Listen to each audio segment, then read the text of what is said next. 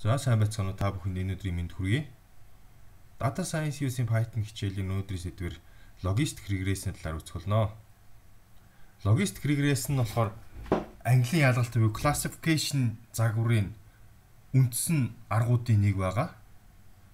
Логистик регрессийг ашиглаад альва зүйлсийг английн ялгах, одоо компани байгууллагад ирсэн имэйлийг спам буюу хуурамч имэйл байна уу үгүй байна уу гэдгийг ялгах зэрэгт өргөнөөр ашигладаг ийм машин learning-ийн үндсэн алгоритмын нэг байгаа. За өмнөх хичээлүүд дээр бид нар бас үзсэн. Тухайн байгууллагын ажилтнуудын цалин болон туршлагаас хамааруулаад бид нар энгийн шугам регресс байгуулсан. Ийм энгийн шугам регресс байгуулсан. Тэгээд тухайн байгууллагын ажилтны цалин нь туршлагаасаа яаж хамаарч байгааг олсон байна. Харин логистик регрессийг одоо энэ жишээн дээр авч үзье. Тухайн байгууллагын ажилтнуудын эрүүл мэндийн даатгалтай хэсгийг нь наснаас нь хамааруулж авч үзсэн байгаа. Доод X тэнхлэгтэр бол тухайн ажилтнуудын байгууллагын ажилтнуудын нас, Y тэнхлэгтэр болохоор тухайн байгууллагын ажилтнууд эрүүл мэндийн даатгал хийлгэсэн үү, хийлгээгүй юу гэдэг нь ингээд харагдаж байгаа. Тэгэндээс харахаар ингээд наснаас хамаарад эрүүл мэндийн даатгал нь яаж одоо хамаарч байгааг бид нэр регресс байгуулахаар байгаа. Энэ дээр хэрвээ ингээд шугам регресс байгуулад үзэх юм бол ийм үр дүн гарч байгаа. Одоо ингээд дээшээгээ эрүүл мэндийн даатгал хийгдсэн, доошоогоо эрүүл мэндийн даатгал хийгдэг үнгээд үзэхээр энд нэг хэсэг газар. Энд нэг хэсэг одоо ажилтнууд, энд нэг хэсэг ажилтнууд. Энэ хэсэг ажилтнууд эрүүл мэндийн даатгал хийлгээгүй. Гэсэн мөртлөө энэ эрүүл мэндийн даатгал хийсэн бүсэд хариалагдаад байгаа. Энэ одоо энэ ангилд ороод байгаа. Энэ хэсэг ажилтнууд эрүүл мэндийн даатгал хийлгэсэн. Тэгсэн мөртлөө ингэж шугам регрессээр хуваахаар эрүүл мэндийн даатгал хийгдээгүй хэсэгт ингэж ороод байгаа. Тэгэхээр энэ дээр одоо ямар байдлаар яаж английн ялгалт classification хийх вэ гэдгийг логистик регрессийн хувьд авч үздэг байгаа. За хэрвээ ийм байдлаар одоо ингээд ийм ташуу байдлаар тэгээд аваад үзчих юм бол бас боломжтой яг зөв хуваах боломжтой байгаа. Тэгэхээр ийм байдлаар одоо ингэж хуваалт хийдэг функц гэх юм бол энэ sigmoid функц байгаа. Энэ дээр болохоор y буюу хамааран хувьсгчаа бид нэр y тооны хасах y зэрэг гээд авцсан. Тэгээд тэрийг нэг тэн дээр нэг нэмээд нэг хуваацсан. Тэг гараад ирж байгаа. Тэгэхээр энэ sigmoid функц гэдэг нь юу юм бэ гэхээр нэгийг хуваах нь нэг дээр нэмэх нь y тооны хасах z зэрэг байна. Y тоог та бүхэн мэдж байгаа. 271 ойролцоогоор ийм тоо байж байгаа. Тэгэхээр y тооны хасах зэрэг гэдээ аваад үзэхээр хасах зэрэг нь энэ бол ерөнхийдөө нэгээс бага тоогоор нь хасах зэрэг нь одоо энэ z нь их байхад байгаад байх тусмаа y нь бол нэгээс бага тоогоор нь тийг хооронд.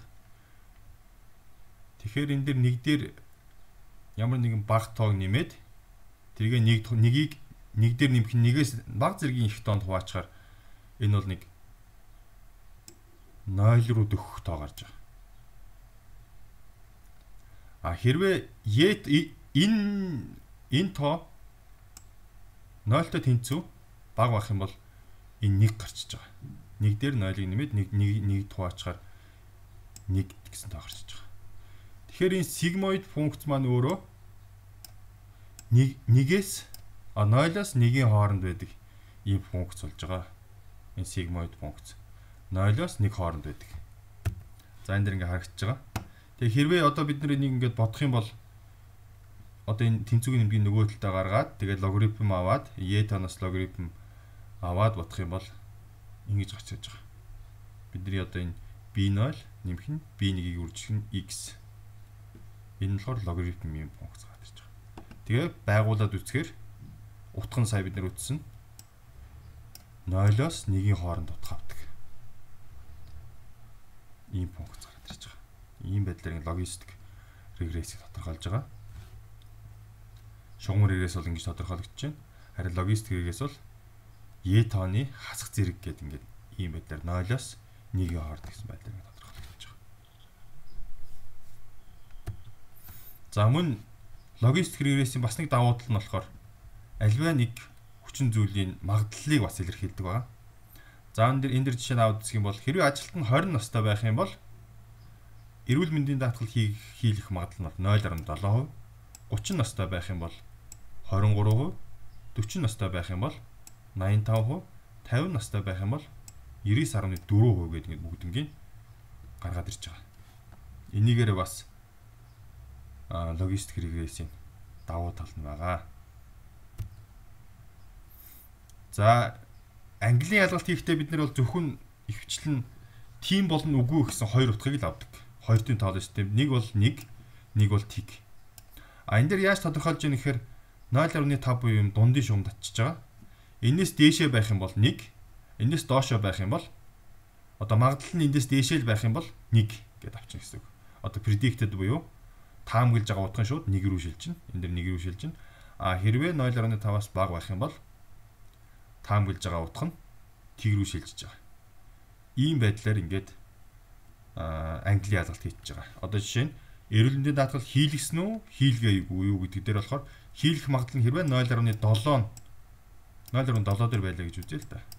Тэгэхээр 0.7 дээр гэхээр энэ одоо ингээд нэг 35 настай ажилтна гэсэн үг. Тэгэхээр 0.7 дээр байвал энэ ажилт нь эрүүл мэндийн даатгал хийлгэнэ гэд ингээд таамаглчихж байгаа. Ийм байдлаар ингэж тооцож явдаг байгаа. За одоо бүгдээрээ Python дээр логистик регрессийг яаж хийдэг, ямар байдлаар авч үздгийг бүгдээрээ сонирхъя. За Python-ы файл болон Excel файлыг GitHub дээр хадгалсан байгаа. Та бүхэнд эндээс ямар одоо файлууд ашиглаж байгаа Excel файлыг бас хадгалсан. Эндээс олж аваарай. Тэгээд татж суулгаад тэгээ гол нь бас эхлээд энэ directory дээр зааж өгч байгаа. За энэ болохоор desktop дээр хадгалсан байгаа. За логистик регрест ингээд одоо нэг Excel файл маань хаана байгаа тэрэн дээр ингээд заагаад өгчөж байгаа. За эхлээд бүгдээрээ нэг жижиг жишээ авъя. За ингээд эхлээд panda matplotlib функцуудаа дуудчих. Энэ insurance data гэсэн юм өгөгдөл байгаа. 27 2-ын харьцаатай. Тухайн байгууллагын нийт 27 ажилтан байж байна. Эрүүл мэндийн даатгал хийгдсэн үү, даатгал хийлгэсэн үү гэдгийг ингээд харуулчихж байгаа. 0 нь болохоор даатгал хийгдээгүй, 1 нь болохоор даатгал хийгдсэн гэдгийг харуулчихж байгаа. Хонгор ажилтнуудын нас нь байж байгаа.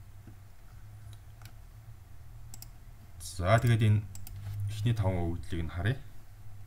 За эхний 5 өгөгдөл нь ийм байдалтай байж байна. За бүгдээрээ энэ 27 өгөгдлөө scatter буюу зураг графикаар харъя. Энэ дээр болохоор ажилтнуудын нас байж байгаа. Энэ болохоор тухайн ажилтнууд даатгал худалдаж авсан уу, худалдаж аваагүй юу гэдгийг харагдаж байна. За ингээ ерөнхийд нь ингээд харах юм бол ажилтнууд нь нас ахицсмаа даатгал худалдаж авдаг гэсэн дүгнэлт гарахаар байна. Энэ дээр харин энэ нэг 20-30 25 орчим настай ажилтан бол даатгал авсан байна. Энэ 54 5-та энэ хоёр ажилтан даатгал аваагүй. Ийм байдалтай байна. За энэ дээр бүгдээр одоо логистик регресс байгуулъя. За эхлээд бүгдээрээ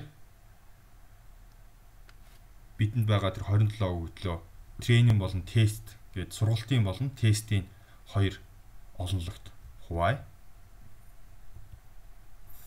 За тэгэхээр энэ дээр бид нэр сургалтын олонлогийн 0.9-90% авч байгаа. Тэгэхээр 27 өгөгдөлтэй гэхээр 27 өгөгдөлтэй гэхээр бараг 90% нь сургалтын өгөгдөл болж байна гэсэн үг. За X тест 3 өгөгдөл яг тест одоо бид нэр тест шалгаж үзэж байгаа. Train нь болохоор үлдсэн өгөгдлүүд 24 өгөгдөл нь бол train. Энэ 24 өгөгдөл дээр train хийсний дараагаар тесттэй шалгаж үзнэ гэсэн үг. За бүгдээрээ логистик регресс байгуулъя. За энэ дээр болохоор логистик регресс regression гэсэн ийм library функцийг татдаг байгаа. Модельгээ загварчлаад энэ модель дээр logistic regression энэ болохоор x train, y train бид нар сургалтын хэсгээр сургалтын set буюу олонлог дээр logistic regress-ийг байгуулж байгаа. За ингэж болчлоо. За x test болохоор бидний үтсэн x test ийм 3 хүн байгаа. 58, 50, 60 настай. Ийм 3 хүн байгаа. За тэгэнгүүт за бид нэр y predicted буюу таамаглаж байгаа x-ийн утгуудыг бид олъё. За одоо тэгээд x test гэдээ бидний энэ утга байж байна. Энийг predicted-ийг шалгаж үзье. Ингээд үзэхээр энэ 3 одоо ажилт нь тест сет дээр болохоор гуруулаа худалдаж авсан байна. Харин бид нэр predict буюу таамаглал хийж гуруулаа худалдаж авсан гэдэг ингээд үнэн зөв гараад ирж байгаа. За тэгээд энэ дээр бас бид нар нөгөө сая ярьжсэн магадлалаар нь авч үзье гэж ярьсан байгаа. Тэгэхэд бол эхний ажилтны хувьд даатгал худалдаж авахгүй байх магадлал нь 24%, худалдаж авах магадлал нь бол 75% байна. Хоёр дахь ажилтны хувьд худалдаж авахгүй байх магадлал нь 32, худалдаж авах магадлал нь 67. Ингээд энэ өвдлүүд нь эндээсээ их байгаа болохоор одоо энэ худалдаж авах нь сонгогдно гэсэн үг. Энэ бас худалдаж авах ингээд гуруулаа даатгал худалдаж авсан ийм ажилтнууд байна гэдэг ингээд гараад ирж байгаа. За тэгээд мөн бид нар одоо хийсэн загварчлалынхаа үр дүнгийн шалгаж байгаа. Тэгэхээр ингээд бүгднгийн зөв хийсэн гэдэг нэг гэдэг ингээд гараад ирж байгаа. За одоо дараагийн жишээн дээр авъя.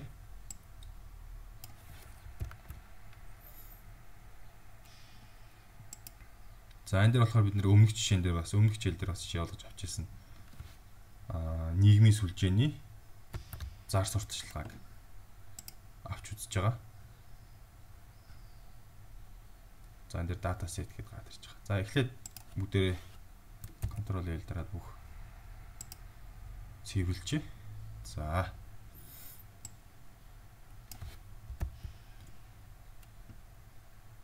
За энэ дээр нийгмийн сүлжээний одоо 400 харьцах нь 5-ын өгөгдөлтөй.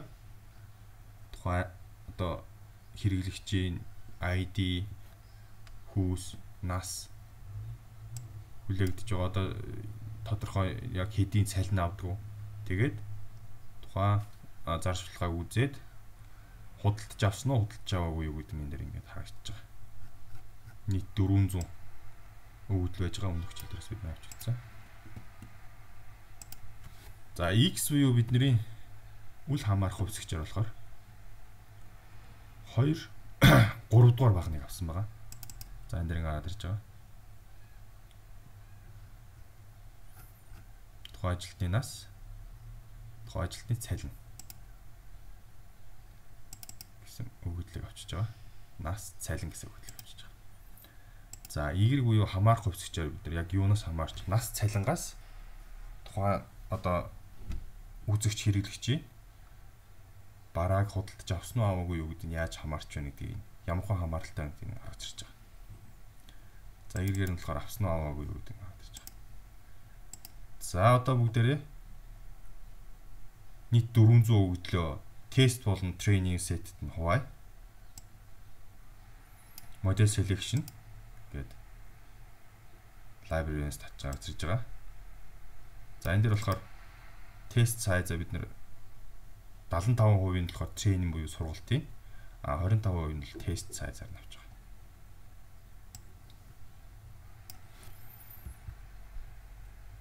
За бид нэр тест train гэдэг хоёр олонлогоо ойлгочлаа. За дараагийн бидний хийх зүйл болохоор энэ дээр стандартчлах байгаа. Тэгэхгүй бол одоо энэ дээр жишээ нь нас гэхээр ингээд нэг 25, 30, 29, 19 гэдэг ингээд явж идэг. Цалин гэхээр 19,000, 150,000 28,000, 30,000 гэдэг ингээд энэ хоёр үзүүлэлтийн хооронд нь харьцуулах гэхээр хэтэрхий их зөрүүтэй нэг одоо график байгуулах хэтэрхий зөрүүтэй болоод тэгэхээр эдний дунджийг олоод стандарт алдааг нь олоод тэгээ стандартчилж байгаа. За өмнөх хичээлдээ бас бид нэр үзсэн. Яаж стандартчил хийдэг вэ? Одоо Тэгэхээр энэ стандарт scalar гэсэн функц ашиглаад бүгднгийн нэг одоо ойролцоо тоонод болгож байгаа. X test, X train хоёроо бүгднгийн стандартчилж байна гэсэн үг. За энэ дэр ингээд харах юм бол X test нь болохоор ингээд бүгд ийм ерөнхийдөө 1-ээс 2-ын хооронд, 0-аас 2-ын хоорондох юм тоо болгож байгаа. Хасах нэм утгатай. Ийм тоо болгож байгаа. За одоо энэний дараагаар бүгдээрээ таамаглал авч үзье. Бид нэр 25% нь тест сет хийсэн байгаа. Тэгэхээр 25% нь ямар байх вэ гэдгийг нь 25% гэдэг чи одоо 100 утгыг л 300 утга дээр өгөгдөл дээр тооцоолол хийж дараагийн 100 утгыг ямар байхыг таамаглана гэсэн үг. За predict гэх функц ашиглаад ийрхээ predict-ийг олно гэсэн үг.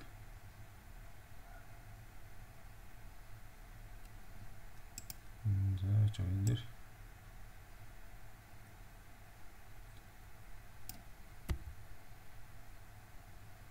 predict гэсэн утгаа. За predict гэсэн утгаа ингээд гаргаад ирлээ.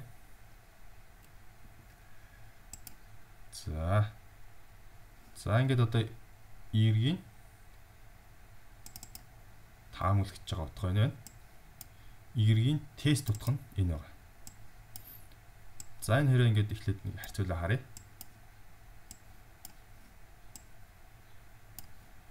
За эхний утгууд нь 6 хүртэл утгууд нь бүгд худалдаж аваагүй, 7 дахь утга худалдаж авсан. За энэ дэр нэг алдаа гарсан байна. 9 дахь худалдаа өгч одоо хэрэглэж худалдаж аваагүй байхад энийг худалдаж авсан гэж гаргасан байна. 18 худалдаж авсан, 21, 23, 24 гэдэг бүгднгийн зөв таасан байна. Харин 31 дахь худалдагч 31 дахь хэрэглэгч одоо худалдаж авсан байхад энэ нэр худалдаж аваагүй гэж гаргасан байна. Ийм байдлаар ингэж таамагласан байна. За тэгэхээр одоо энэ Y-ийг маань ямар хуу байдлаар яг зөв байдлаар утгыг нь таамагласан бэ гэдгийг бид нэр confusion matrix-аар хардаг байгаа. Өмнөх хичээл дээр бас харж байсан. Y-ийг одоо Y-ийн таамаглалын төвшин нь яг ямар хуу байна гэдгийг харж байгаа. За энэ дэр ингээд confusion matrix ингээ гараад ирж байна. Y одоо худалдаа өгч худалдаж аваагүй байхад худалдаж аваагүй зөв таасан 64. Худалдаж авсан байхад худалдаж авсан гэж зөв таасан 24 байна. Ингээд нийт ер нь бол энэ 100 утга байгаа. 100 утгаас 65 24 гэх 89 утгыг нь зөв таасан. Харин худалдаж аваагүй байхад худалдаж авсан гэж таасан 8 утга, худалдаж авсан байхад аваагүй гэсэн 3 утга ингээд 11 утгыг бол ингэж буруу таасан байна. Тэгэхээр энэ одоо энэ загварын одоогийн байдлаар бол итгэх магадлал нь болохоор 89%. Энэ дээр харагдаж байгаа confusion matrix дээр харагддаг байгаа. За одоо бүгдээрээ график байгуулж харъя. Өмнөх хичээл дээр бас бид нэр үзэж байсан. Support vector machine систем дээр үзэж байсан байгаа. Яг бүх одоо хавтгаагаа x одоо x1 x2 гэдэг ингээд хоёр хуваацсан.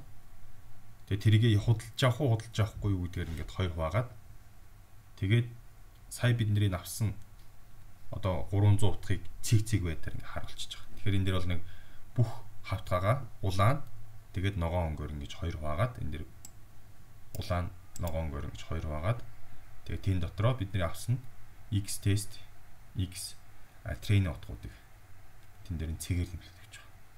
За эхлээд бүгдээ training set-ийг байгуулж харъя. За энэ дээр ингээд гараад ирж байна. Энэ training set-ийн 300 цэг, 300 бидний авч авсан төвөрийн утгууд байгаа. За энэ дээр болохоор тухайн ажилтны цалингийн утгууд байж байна. Бидний стандартчлаад хас 3-аас нэмэх 3 хооронд авчихсан байгаа. Энэ дээр болохоор тухайн одоо үйлчлүүлэгчдийн насыг байгаа. Насыг авч үзсэн. Тэгээд ногоон нь болохоор худалдаж авсан хэсэг. Тэгээд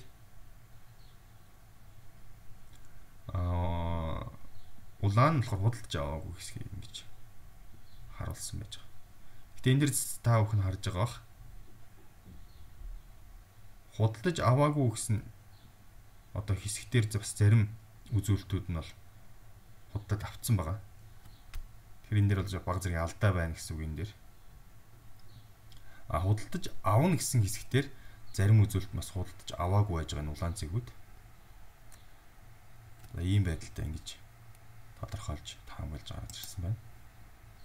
За бүгдээрээ тест сет дээр үзье. Тест сет дээр бид нэр 100 үзүүлэлтийг авч үзэхэд 89-ыг нь бол зөв таасан. 10-ыг нь бол буруу таасан. Эндээс л 10 нь ямар үзүүлэлтүүдийг бол буруу таасан дээр харагдчихэв.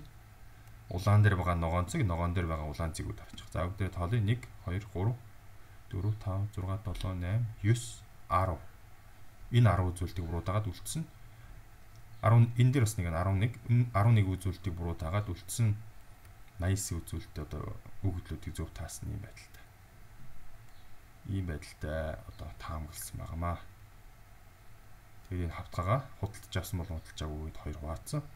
Одоо тэгээд бид нэр цаанаас ямар нэгэн ажил одоо хэрэглэгчийн нас болон тухайн хэрэглэгчийн цалин өгөхөд худалдаж авах уу авахгүй юу гэдэг ингээд гаргаад ирэх боломжтой юм.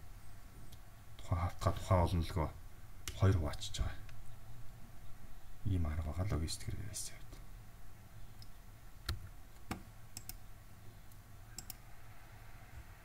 За өнөөдрийн хичээлээр бид нэр машин learning үндсэн алгоритмын нэг болох логистик хэрэглээсийн талаар бас товчхон авч үзлээ. За дэлгэрүүлээд та бүхэн бас унших судлах материалуудаар бас сайн судалж үзээрэй. Гэтэ энэ аргыг ерөнхийдөө ингээд нэг үндсээ ойлгоцсон бах дараагийн хичээлүүд дээр бас ашиглаад явах байгаа. За анхаарал тавьсан та бүхэнд баярлалаа. Дараагийн хичээлүүдээр уулзцаая.